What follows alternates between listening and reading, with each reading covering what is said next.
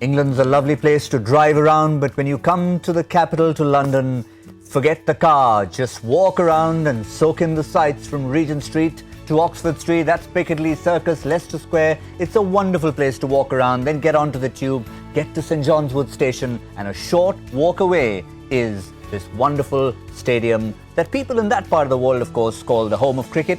That could be a topic for debate, but certainly it's a wonderful stadium, a wonderful place to go and play cricket, especially with some blue skies around.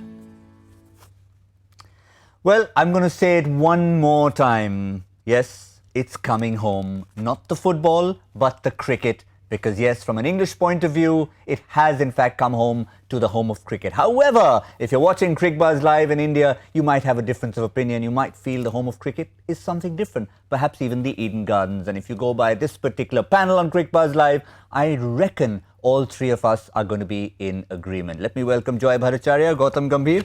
Shall we call Eden Gardens the home of cricket? Absolutely. I think it has always been a home of cricket for India, and it's always great fun playing at Eden Gardens. I think probably the best stadium in India. No arguments? Absolutely no arguments, no question about it at all. I mean, they can talk all about it. Lord's, the worst part about it is, I'm okay with the ground and tradition. Firstly, when I found out it's not even named after a lord. So I thought it was named after the aristocracy. It's named after a professional cricketer called Thomas Lord, who wanted to make a bit more money on the side and therefore started a cricket ground and then got some money from patrons. But he was very much a commoner, a professional cricketer. In those days, the lords and ladies would never play professional cricket. They would only play amateur cricket.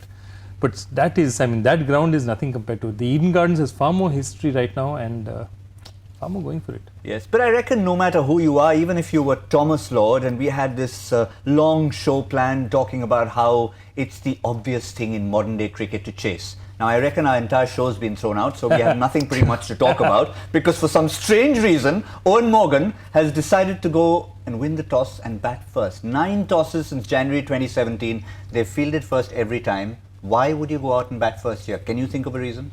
Absolutely shocked, to be honest. I thought Morgan hadn't won a single toss against Australia in that series, and every time he was made to bat first. I thought that this was the actually second toss in this series in the 5 games, 4 games they've played already. This is the second toss he's won, and then obviously he decided to bat. So a little bit shocked, because I thought early morning start with the with the grass on the wicket, there'll be a little bit of moisture as well, and with 2 new balls, I think they've given it, I think, on platter to India. They have. I mean, the last time that they actually won a toss and batted first, very different. It was Pakistan, it was Trent Bridge, and they made again over 400. So I wonder if someone reminded Owen Morgan about that, but I can't imagine. Grass on the pitch, maybe if anything, you not only want to chase, but you'd want to try and maybe use those conditions early. The early conditions, and have a go.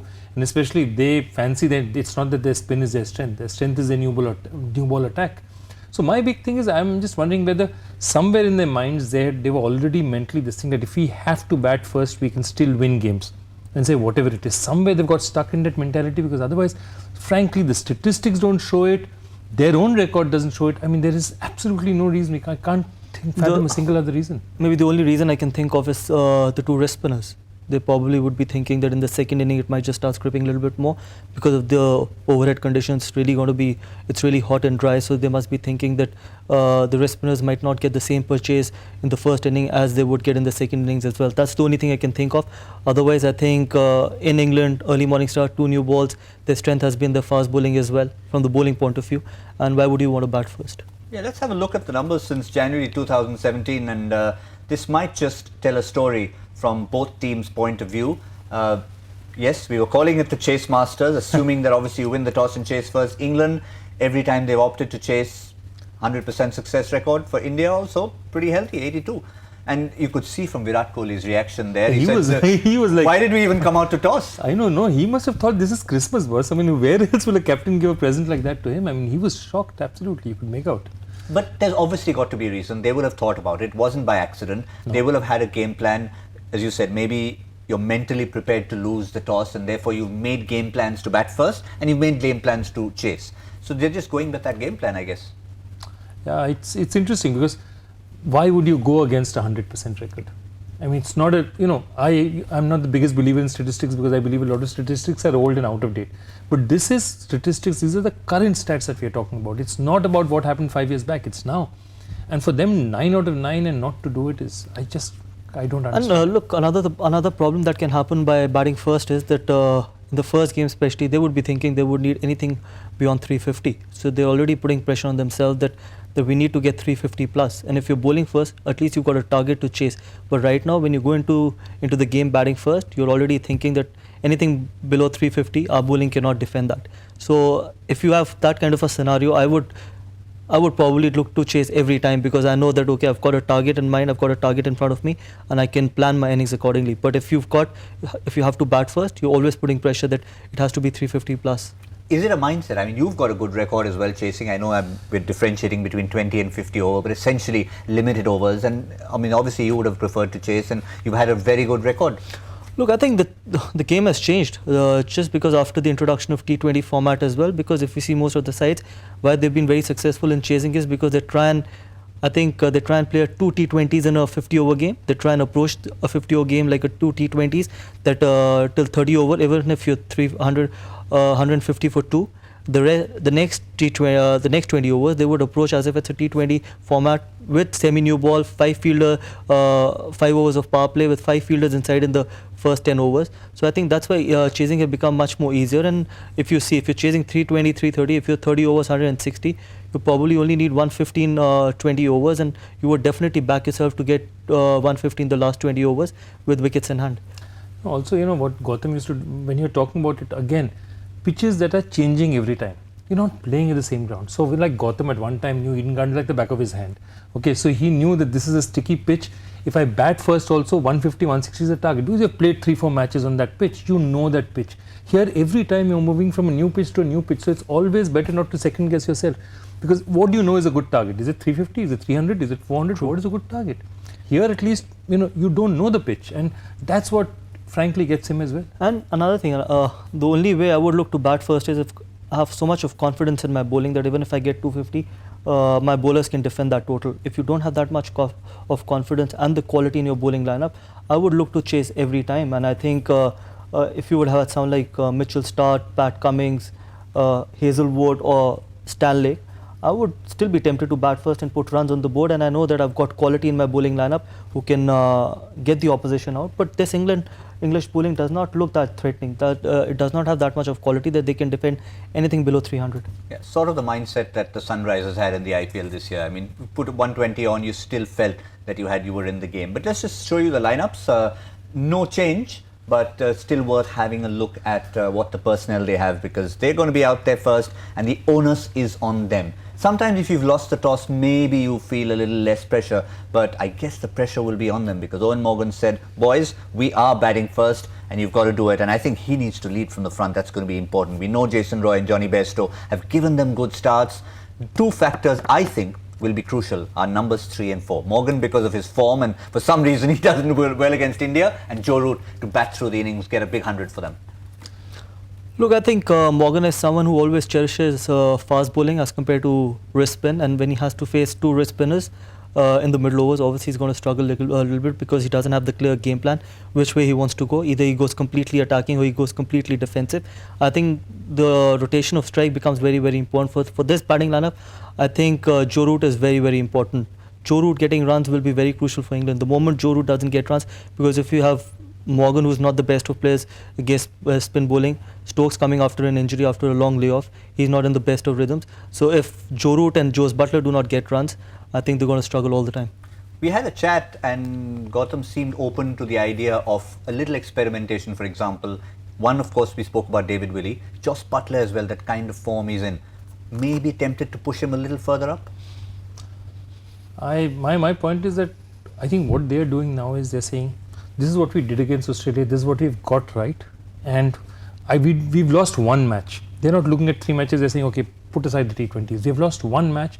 Should we change our game plan just because of one match? So I think that's what they're trying to do, trying to tell themselves that, look, we're a really good team. We aren't the team that we looked in that last one match. And I think that's why they will not want to change things. They will want to say, no, this was just for one match, I'll be throwing away the results of so many other matches. I mean, that's how they were probably looking at it. Also, they've not done badly in the middle overs as such. So they need to really capitalize on that and come. Yes, the 2 spinners is going to be a different matter, but have a look at these figures. In middle overs, which we are talking from 11 to 40, England are actually right up there, 5.87, well ahead of any of the other countries. India in second place. And other than that first match, as Joy just said, this is a record they'll want to look at. They'll probably put this up in their dressing room and say, listen, there's a reason why we are batting first. Yeah, that's fine, but then sometimes you got to look at the opposition as well. It's not only about the stats, like how Joyda said that he's not been a big believer of statistics, neither am I. I think it's not about what you've done in the past, it's about you playing against a certain opposition. What are they more comfortable in? If India's always been more comfortable chasing, try and make them uncomfortable, especially when there's a tinge of green on the wicket. Plus, it's an early morning start as well. And I would have definitely put India in, especially in different conditions, what they had got in the previous game. And plus, when we spoke about that idea of maybe shuffling the batting order a little bit, it was only to just try and rattle the spinners as well. Till now, England has never been able to rattle both the wrist spinners. Sometimes it's not that bad to just try and get them out of their comfort zone as well. And England has never pushed Kuldeep out of his comfort zone, and that's where I think he's been very, very attacking, and that's where he's been very threatening as well. Sometimes you got to just try and throw someone in and try and tell him to take him on, so that he knows that someone is looking to go after him. And England has not done that. England can still afford to do it because they bat deep. There are not many teams who can afford to do that, because they only probably play 6 batters and an all-rounder, and then they've got 4 bowlers as well. England has the luxury because they've got David Willey coming at 8, so they can actually try and use either Moeen Ali or David Willey at number 3, so that they can just look to go after one of the leggies. Okay, so Moeen Ali and David Willey would be one of those are the guys. I would look to rattle the spinners, because if you see the entire last 4 or 5 games, I think both the spinners have been in that complete comfort zone. I think especially Kuldeep, I think they've not even thought of attacking him. They've tried to look to just play him out. But I think when you bat so deep, you would rather look to send someone. And Moeen, because he's spinner himself, understands probably better players. Could be, and coming from subcontinent as well, and it just gives Joe Root a little bit of more time so that he can try and manipulate. And if Moeen gets those quick 20-30, obviously it takes a lot of pressure off Joe Root and Morgan as well. So I probably would if I would have been a captain, I would have definitely thrown someone like Moeen, because Moeen batting at number 7 or number 8 does not give them anything, because he doesn't have that strength to clear the boundaries. He doesn't have that natural strength what David Willey has. So why not just use him and tell him to be absolutely positive against 2 wrist spinners? Yeah, there was a point when he was opening the batting, but that's a good point. So Moeen Ali or David Willey try and throw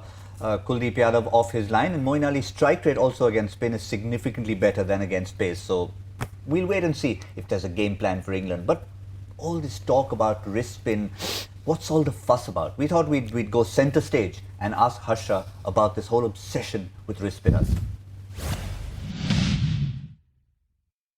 Yes, especially in the light of what Kuldeep Yadav is doing. He's got them all flummoxed, bamboozled, and that is because they're not reading him out of the hand. They're not reading wrist spinners out of the hand. We had all that trouble with Rashid Khan during the IPL as well. I mean, I was talking with Saurav Ganguly in the post-game show, and he said, what's the problem? And Gautam can understand that as well. He said, look, that is the one that's coming in, that's the one that's going away, and that's the one that's going fast through. So, but England are not reading it off the hand, and I just wonder if that's going out of the game. I asked Nasir Hussain about this Merlin machine that helps you play wrist spin. He said, but it just comes out of the machine. There is no hand that you have to read. And so I can understand why the wrist spinners are creating more and more trouble, because batsmen are not picking bowlers out of the hand anymore. Seems simple when it's illustrated like that. Like that, or like that. But of course, you need to have the ball in hand, and definitely England's 12th man Merlin doesn't seem very effective, because really it's the training. It's all very well to have a bowling machine that sends you a ball at pace, but when you're talking about spin, as he mentioned earlier, you can't replicate the hand. You can't replicate the hand, not at all. In fact, Merlin, it should actually be tougher to play than even a normal spinner, because you can't see the grip. But the point of it is, for whatever so the only thing you see are the rotations, but the point of it is that it doesn't seem to be helping. And obviously Gautam, look, I think first of all you need to clear your mind as well. It's the mind that starts creating doubts, and then your technique just go completely out of the window as well. And that is what is exactly happening with England as well. You got to tell yourself that it's just the ball that's coming towards you, rather than creating all that fuss that what's coming towards me and all that stuff. Just look to go towards the line of the ball, and England's been very, very cautious. I think they've been thinking too much about it. I still remember in 2008 when we went to Sri Lanka, when I was making my comeback, and when Ajanta Mendes was there, and Murli and Mendes had an unbelievable series, and me and Viru got 300 plus runs, and there were a lot of other players who used to watch a lot of videos about what Mendes is doing and that knuckleball and stuff. But the point is that I absolutely did not watch a single video, because the more you keep looking at the video, the more you start confusing yourself that how many mysteries does he have, what all variations does he have. Just look to watch the ball and just go towards the ball and just keep your mind absolutely blank. I think that is the best way to go out there and play the bowler, rather than thinking that what variations. If you keep looking about the variation, sometimes even a straighter ball can become really, really dangerous as well. And that is what was happening on that series as well. Because we thought too much about the variations and stuff, there were those straight balls which you would look to score runs day in, day out. People were just getting hit on their pads only because they were looking at the variations well. And exactly is the same thing is happening with England. Even the straight ball is becoming so threatening because they think there's something else coming at them. If you're listening, you can keep replaying that over and over, because you're getting a masterclass from Gautam Gambhir right here on Cricbuzz Live. For all youngsters, if you have a mystery bowler, or we just like to call them that in the opposition, especially one of these wrist spinners, and if you're watching Kuldeep Yadav, I think lots of young kids will want to try and emulate him, but that's the way to try and play against him if you're a batsman and not a spin bowler. But what about some of these numbers that talk about, just supporting India's stranglehold in the middle overs? And this, I think, will tell you a bit of a story. Choking the opponents since August 2017. 18 wickets in 1 to 10, 73 wickets from 11 to 40, and that economy rate is there. And I think you don't always want to look at numbers, but as a result, India would want to look at that and say that that's something we've done well. Yeah, absolutely. If you look at the numbers and you actually calculate, I mean, if you had 54 wickets in the next spell, that would have been roughly equal. That means they've done 19 better than their average in the first 10, and that's really, really significant. I think again it's a question of, it's been the spinners, and if you see, this roughly goes along with when we started playing the wrist spinners, because before that just Ashwin and Jadeja started having slightly expensive patches, and that's when these guys came on. It's really, really changed the way the game they're looking at it, and I think that somewhere some batsman has to break it down. I think if I was Owen Morgan, his old teammate, because he's played under Gautam, he should be on the call and said, what can I do now, Gautam, help me. Not sure Gautam would help, considering that they're from England, but yeah. Look, I think honestly, sometimes what I've realized is that media and the ex-cricketers create a lot of hype about wrist spin as well, and it starts playing on the player as well. I remember that there was a lot of hype that was created by Sri Lanka when Mendes was there as well, that he's the new mystery guy on the block and he's got to be the next big thing as well. You just got to shut that out completely as a batter, because once you start thinking about all those that, oh, he's got something different, he's different than the rest, I think, as I just mentioned, it's the mind that starts doubting first, and then you're all over the place as well. So you got to just keep everything out of the system and just look at him as a bowler. Just look at him as just another bowler and try and be absolutely positive. I have one question for you. Is there ever a spinner who scared you? Muralidharan. Seriously? And I've been very open about it. I've told him on his face that he asked me the same question, that have you ever struggled against a particular spinner? I said, you're the only one. I thought that I had a little bit of sleepless nights thinking that what is he going to throw at me tomorrow, because he was someone which I never picked, to be honest, never picked in my entire career. But still, the only way I could survive against him was to have a positive mindset that I'm going to look to attack, because the moment I go into that defensive mindset, he's going to be all over me and I'm going to be just like his bunny as well. You can never as a batter become a bunny of a bowler. You still, even if you're not picking him, you still look to score runs and try and be as positive as you can, so that you can actually put pressure on him so that he can throw some bad deliveries as well. I think England has missed that trick. Does it help? I mean, just to add one more question to that. If you're a teammate and now in this IPL era, you play with people from different parts of the world. So you had a Sunil Narayan along with you. Now, if you thought you wanted to become better against him, is playing a lot of him in the nets going to help you as a player next time you play against him in an international game? Look, a lot of time these bowlers do not throw all the variations in the nets as well. As much as you want to play against these guys in the nets, but there will always be something different when it comes to match situation as well. So someone like Sunil Narayan never bowled a knuckle ball in the nets. He would bowl seam up. So there's actually no point telling them that I'm going to face you a lot, so that it becomes easier as well. As I just mentioned, that like how a batter has a different game plan when he goes into the game, bowlers have different variations when they go into the game as well. They don't want to expose themselves against every batter, even in the nets as well, because you never know, you might be their opponent in next couple of months as well when you're playing against each other. So I think, as I just mentioned, all these variations, yes, there's a lot of talk recently about different variations, different deliveries, but the most important thing is to try and clear your mind and still look to go towards the ball and try and look to be positive.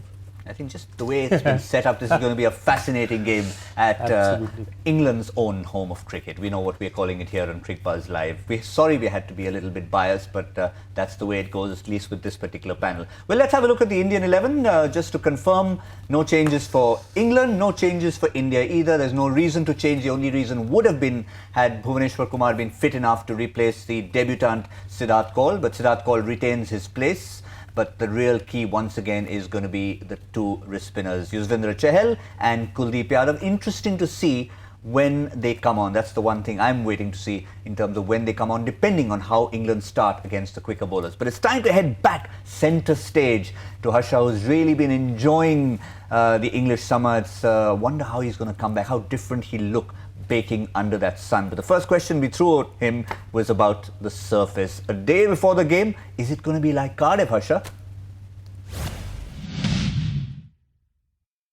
I don't know about that because it's right there behind me. It's covered a day before the game, as it always is. What I do know is that it's incredibly hot. It's now about 3 o'clock on the day before the game, and I'm going to come back to India with a tan. It's that hot here.